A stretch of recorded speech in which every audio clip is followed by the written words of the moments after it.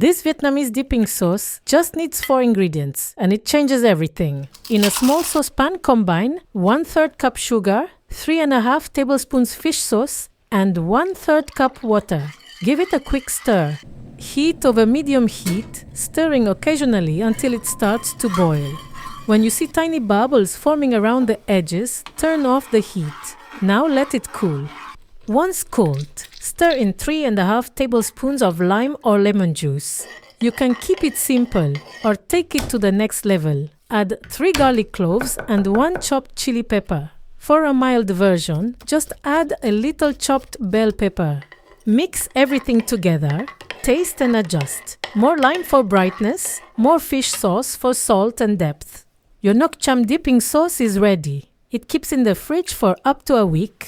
You can also add some pickled carrots or crushed peanuts.